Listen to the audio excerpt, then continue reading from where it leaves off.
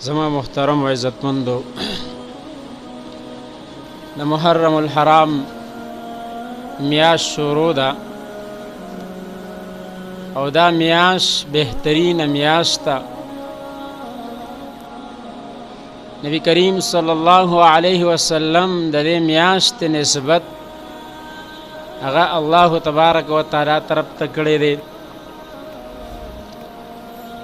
سرنګې چې د صالح علیه السلام د وحی نسبت الله تبارک و تعالی طرف ته شوی دی چې ناقة الله و سقیاها. نو دغه رنګې د دې میاشتې احترام او اعزاز او اکرام د هغې نسبت هغه الله تبارک و تعالی طرف ته شوی دی. دا میاشت یو محترمه میاشت ده، بهترینه میاشت ده. دې له الله تبارک و تعالی یو لوی اعزاز او اکرام ورکړی دی. باید چې د دغه میاشتې هغه احترام مونږ وکړو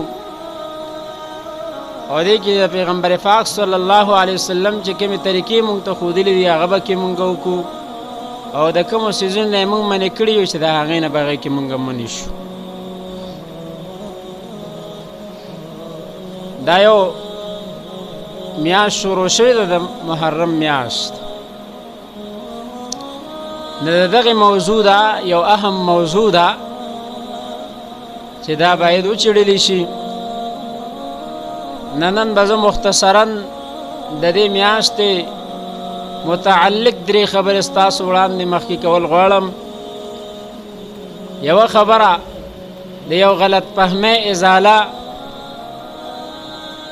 دویمه خبره د شهادت مقصد، او دریمه خبره دا چې په دې میاشت کې څه کول پکار دي او څه کول نه دي پکار. په دې کې دا موضوع به د دریو خبرو سره تعلق لري. نه اوله خبره د یو غلط فهمۍ ازاله، هغه ستاسو په مخ کې زه وړاندې کوم چې هغه دا ده چې ډېرو خلکو د دې میاشتې په ذهن کې دا خبرې ایښې دي چې دا میاشت د محرم میاشت دا یو نحوست لري، دا د یو سپېرهتوب میاشت ده، په دې کې ودونه مه کوئ. نه خاص کر په دې میاشت کې خلک ودونه بند کړي او د هغې وجوهات بیاني د دې دپاره او وجه دا بیاني چې دا میاشت په دې کې شهادتونه او مرګونه قتلونه شوي دي. نه په دې میاشت کې ودونه نه دي پکار، ځکه که هسې نه په دې میاشت کې ودونه وشي نه بیا هسې نه چې د ښځې او خاوند په مابین کې تفریقه او جدایي راشي. نه دا یو خبره او غلط فهمي ده د خلکو په مابین کې دا راغلې ده او خلکو د خپلو ذهنونو ته دا خبره غورځولې ده چې دا په دې میاشت کې حسین رضی الله تعالی عنه شهید شوی دی او دا د غم میاشت ده، دا د حزن میاشت ده. نه په دې کې به ښادۍ نه کوو، په دې کې به مونږ یو غمرازي غوندې کوو. نه دا یو غلط فهمي ده، دا خبره غلطه ده. شریعت ته غم څومره حدود ښودلي دي، څومره جواز ورکړی، تر کوم حده پورې غم جایز دی، تر کومې پورې ناجایز دی. شریعت موږ ته کوم څیز ښودلی دی هغې باندې موږ به د هغې مطابق په هغې باندې عمل کوو. راشه قرآن او حدیث او شریعت ته راشه، تا ته ویل چې غم به کې 3 ورځې غم دی، د 3 ورځو نه افله غم نشته. افله به بیا غم نه کې، غم به نه راتازه کې چې دوکانونه بند کې، کار بند کې او ته ته یو کاله پورې خلکو له ځې او غم راضي کوې ولا او تغذیت له ځې. نه دا خبره نشته په اسلام کې، د دې جواز نشته. غم صرف 3 ورځې دی. صرف هغه ښځه به څلور میاشتې او لس ورځې به هغه غم کي چې خاوند وفات شو، هغه به څلور میاشتې لس ورځې هغه به په کور کې دننه د هغې دپاره قرآن په هغې باندې مدلل دی. والذین یتوفون منکم ویذرون ازواجا یتربصن بانفسهن 14 اشهر و10. ما سوا د دغې نه یو سړی خپل ځان له یو دغه جوړي چې نه زه به تر 1 کال نه تر 2 کالو 3 کالو پورې به غم کوم، نه دا ناجایز ده. اسلام موږ ته د دې اجازت نه راکوي. نو آیا حسین رضی الله تعالی عنہ کله شهید شوی دی؟ دا د شهادت څومره وخت شو؟ 1400 کاله هغه تیر شولو. د هغې نه پس مونږ محرم میاشت کې مونږ بیا څوکه غم را تازه کوو او بیا مونږ دا نسبت کو چې دا د غم میاشت ته په دې کې ودونه مه کوئ، په دې کې حسین رضی الله تعالی عنہ شهید شوی دی. نو دا خبره غلطه ده. کو بیا ته مطالعه کې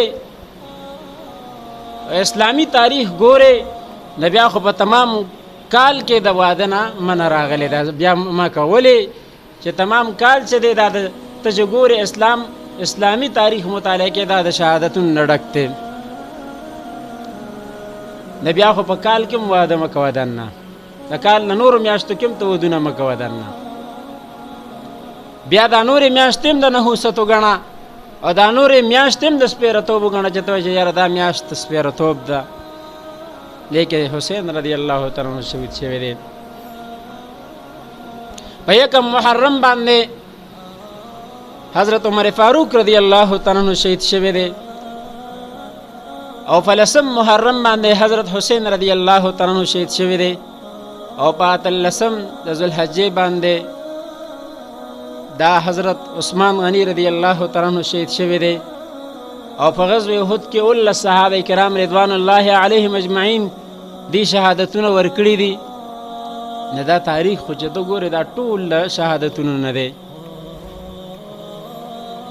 نه دا د دې خلکو په ذهنونو کې دا یو خبره پرته ده او خویندو میندو هم دې ذهنونو ته دا خبره راوستې ده چې راشه په دې کې دا عام چاولو دا دیګونه دا سبیلونه داسې لګوه او د کویدونو د ودونو ممانعت ته په دې کې دا مه کوه. اسلام تا ته د دې شیزو اجازت دا نه دی درکړی چې بالفرض په دې میاشته کې واده جایز دی او په دې کې ناجایز دی.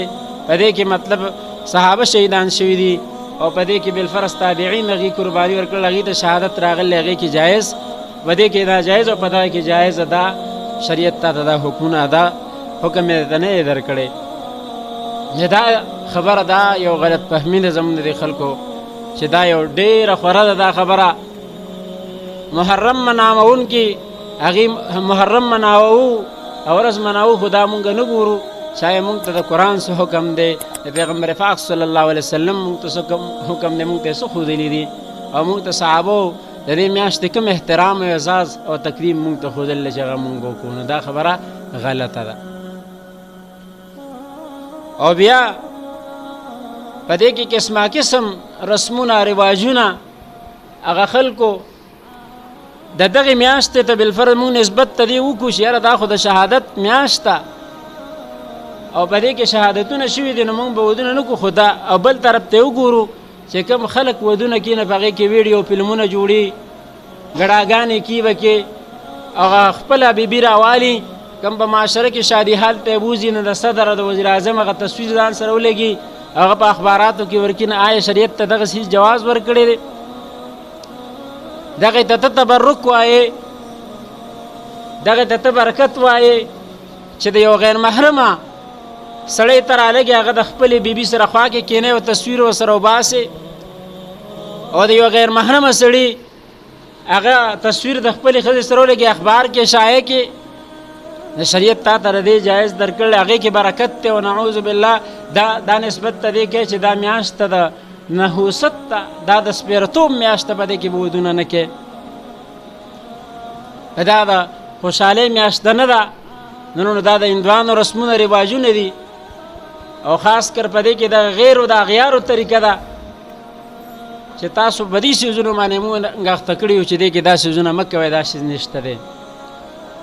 نه باید اوله خبره دا ده چې موږ د دې څیزونو د رسمونو رواجونو نه موږ ځان په دې کې بچ کړو او موږ راولګو د دې محرم د میاشتې متعلق موږ وګورو چې په دې کې څومره قربانۍ ورکړې شوي دي او د دې میاشتې دا د اسلامي تاریخ اولنۍ میاشت ده د میاشت اول د کال شروعات چې کېږي اسلامي میاشت هغه د دې محرم د میاشتې نه شروع کېږي نه موږ ولې دې کې عبادتونه ولې ونه کړو موږ د غلط رسمونه بدعات رسومات پکې موږ ولې شروع کړو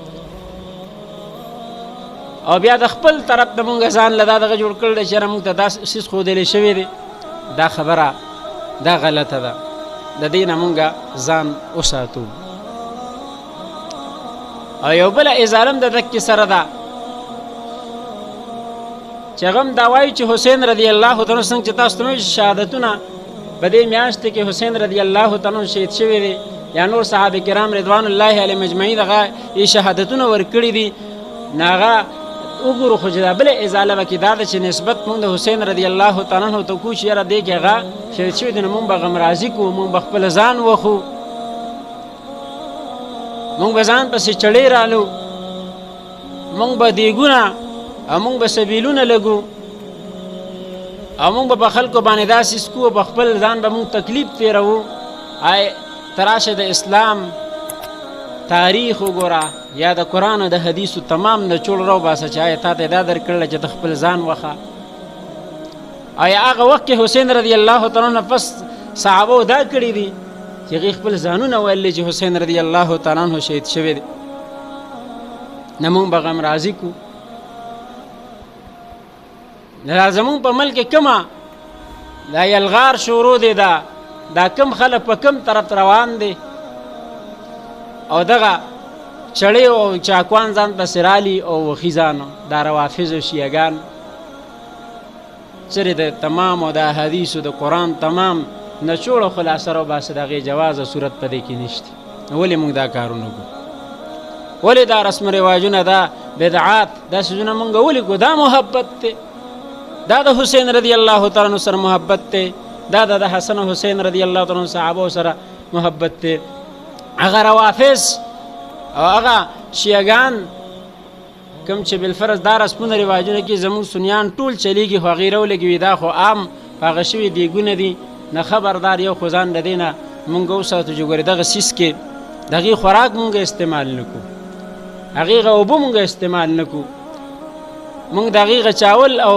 کوم خوراک یې تیار کړل هغه ونه خورو هغه د سنیانو دومره دشمنان دي یا خو به تا ته په هغې کې ګندګي هغه څه کې هغه به تا ته ملاوي چې دا روجې واله نه ګندګي به درته ملاو کړي کم از کم دانې مخ په درنه واړي او په دغه خوراک کې به د توکڼې وته کې خو تا ته وي چې دا واله نه مه کوئ دا څیز دا څیز مونږ ته اسلام نه دی ښودلی او مونږ ته قرآن او حدیث دا څیز نه دی ښودلی نه باید چې مونږ د دې څیزونه ځان بچ کړو دغه خلک دعوه د دې کې چې مونږ د حسین رضی الله تعالی عنه سره محبت دی نه یو طرف ته د حسین رضی الله تعالی عنه د محبت دعوه کوونکي دي چې مونږ د هغه سره محبت کوو دویم طرف ته ګورې نو حضرت عمر فاروق رضی الله تعالی عنه ته او ازواج مطهرات ته کنځلې کوي امهات المؤمنین حضرت عایشه رضی الله تعالی عنها هغې باندې طعنې تهمت یې لګي او هغې ته کنځلې کوي نو آیا ستا دا محبت دی د صحابیاتو سره او ستا محبت دی د صحابه کرام رضوان الله علیهم اجمعین سره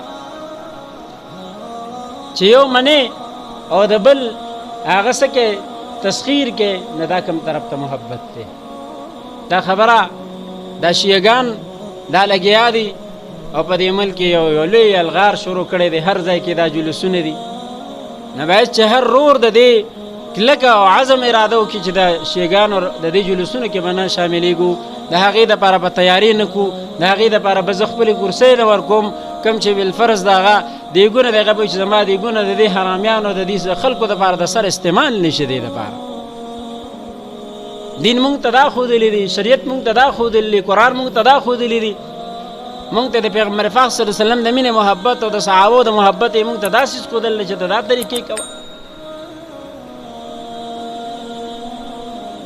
نه دا خبره غلطه ده د دې رسم و رواجونو نه مونږ ځان وساتو او دویمه خبره د شهادت باره کې د شهادت مقصد څه دی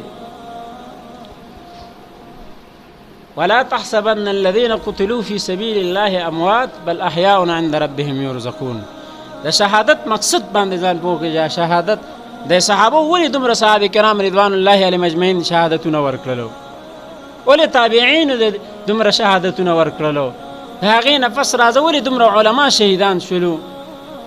ورسته روده د علما شهادتونه ورکړي، د دې مقصد څه دی؟ د شهادت مقصد څه دی؟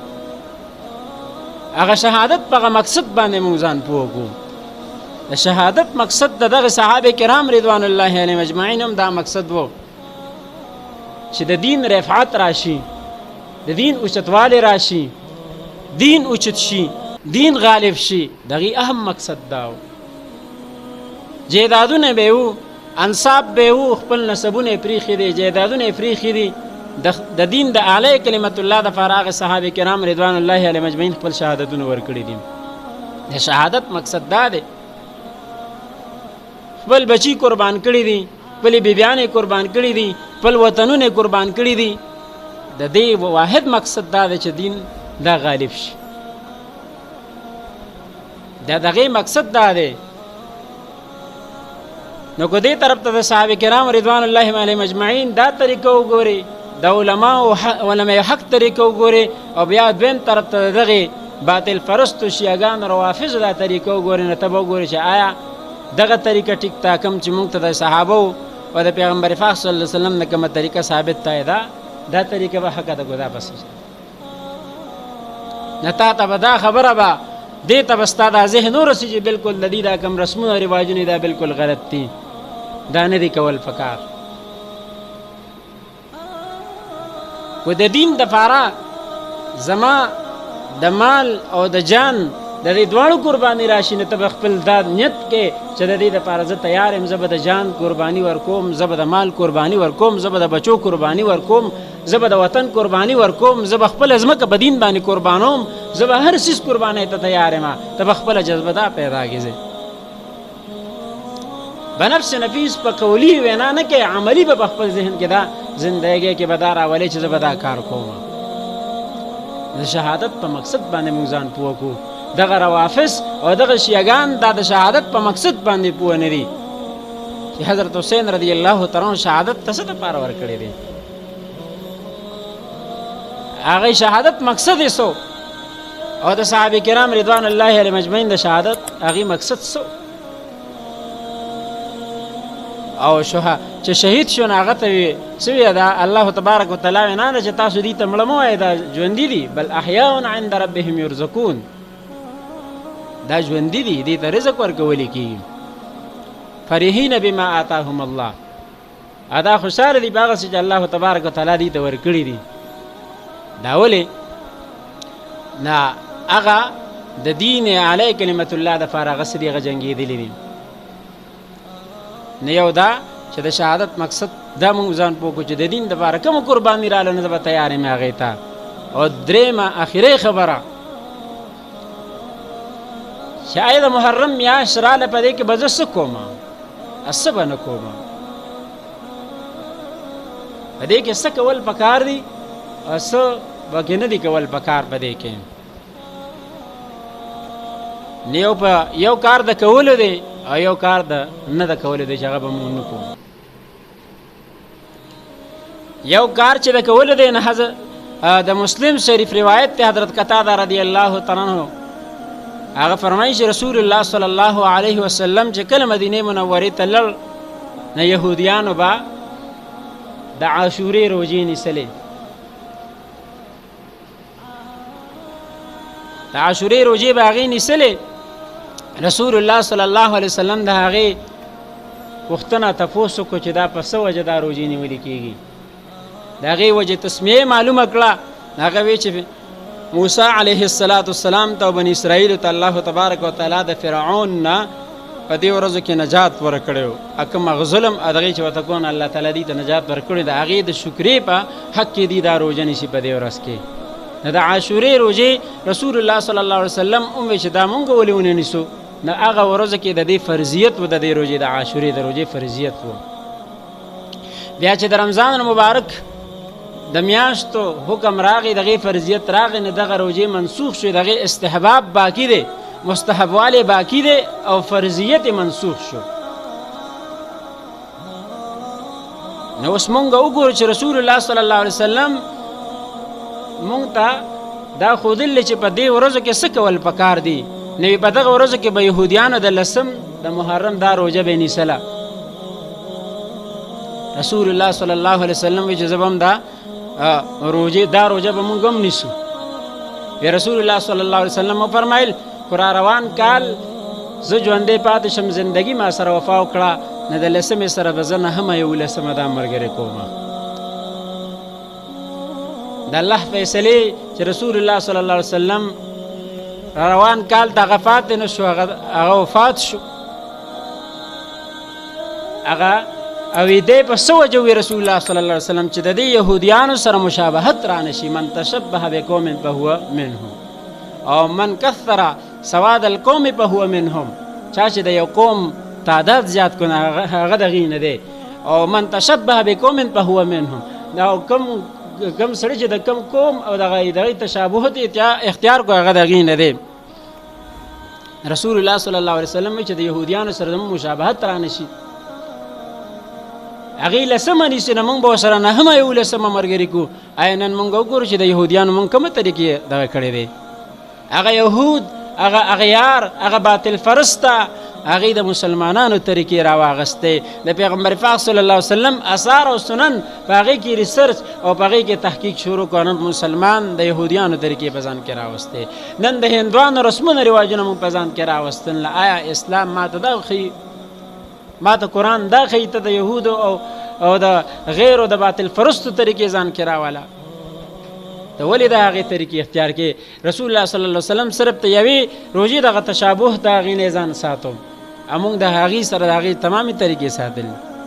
نه موږ به دا یو کار دا کړو چې په دې ورځو کې روژه دغه 9 او 10 یا 11 دا روژې دا دغه دي. ځکه چې مسلم شریف دا کوم روایت تاسو ته ما وي چې رسول الله صلی الله علیه وسلم هغه پوښتنه وکړه چې دا په دې ورځو کې روژه دغه یهودیان نیسل، او بیا وی چې دا روژه د را روان د یو کال لپاره دا څه ده د ګناهونو دا کفاره جوړیږي.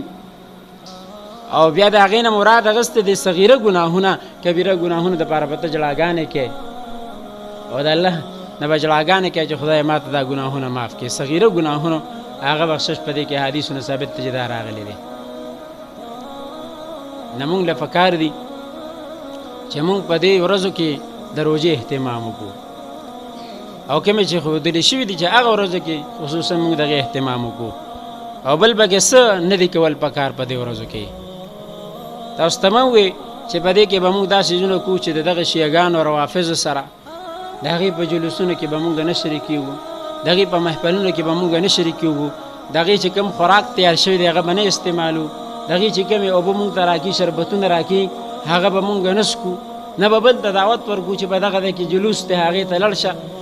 او چې طاقت مشته نو دغه جلوس منع کړو، چې طاقت مشته چې مونږ بیان وکړو د دې خبرې چې دا ناجایز ده، او مشرانو حکمرانانو ته وایي چې دا خلک منې کې دا ملک د اسلام په نامه باندې کولاو شوي، دا جلوسونه دپاره نه دی کولاو شوي.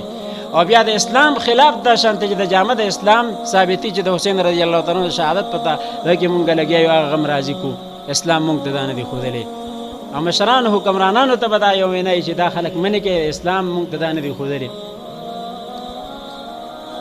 دا خلک د دې جلوسونو نه، د دې محفلونو، د دې څیزونو نه منې کې دا ناجایز دي. نه مونږ به ټول د دې نه د دغه څیزونو نه ځان بچ کړو، او دې ورځو کې به مونږ د دغې روژې اهتمام کړو، د ذکر اذکار د منځونو د دې څیزونو اهتمام وکړو. الله تعالی دې ما او تاسو له په دې خبرو باندې د عمل کولو توفیق راکړي. واخر دعوانا ان الحمد لله رب العالمین.